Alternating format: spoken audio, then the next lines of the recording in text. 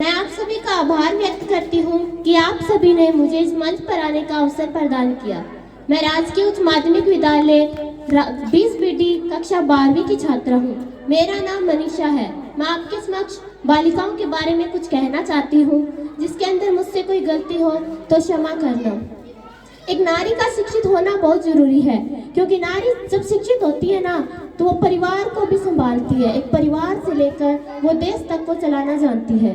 जो वर्तमान में हमारे भारत की जो राष्ट्रपति है श्रीमती द्रौपदी मुर्मू, वो भी एक महिला है।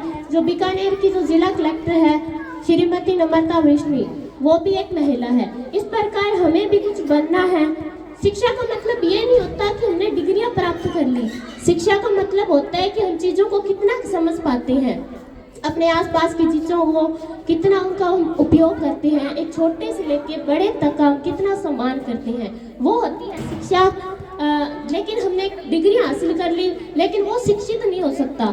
अगर देखो बाकी स्कूलों में जैसलमेर साइड जाते हैं तो वहाँ पे क्या है कि गुरुओं के साथ में उनसे पूछा जाता है कि भाई तेरी जाति क्या है रे, या पूछ है कि तेरी जाति क्या है रे, तो वो शिक्षित नहीं है। वो पढ़ लिख कर ऐसा भेदभाव करते हैं ना, तो वो शिक्षित नहीं होंगे।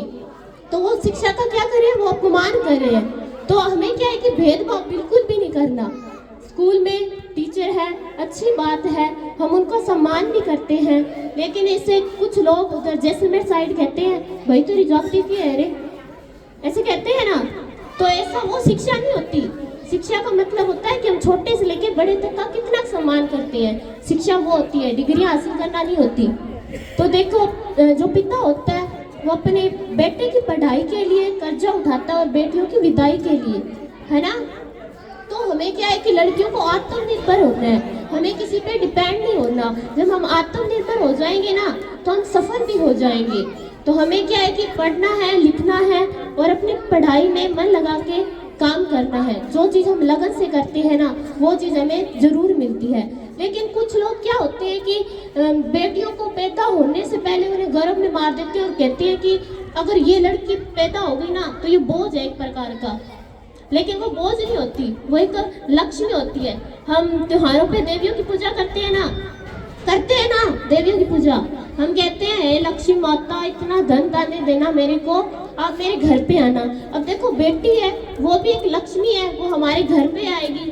तो हम सभी को एक सोच बनानी होगी कि लड़कियां होती है ना वो अच्छी होती है, सही बात है ना।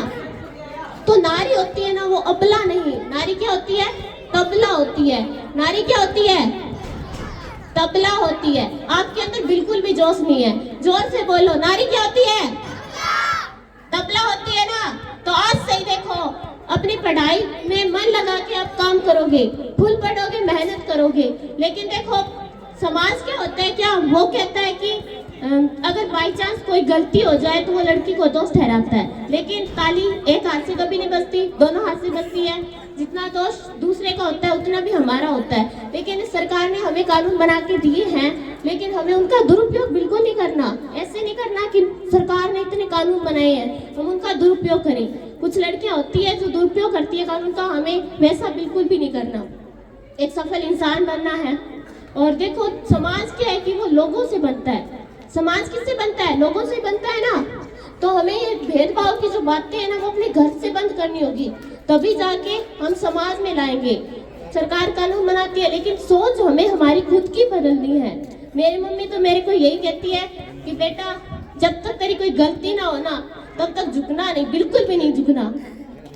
तो मेरी मम्मी मेरे को यही सिखाती है। ये जो माएँ होती है ना ये कोई सिलेबस देती है, सब्जेक्ट देती है, हमें नहीं पढ़ाती, फिर भी हमें बहुत कुछ सिखा देती है। ये हमें सिखाती है कि बेटा पढ़ लिख करना,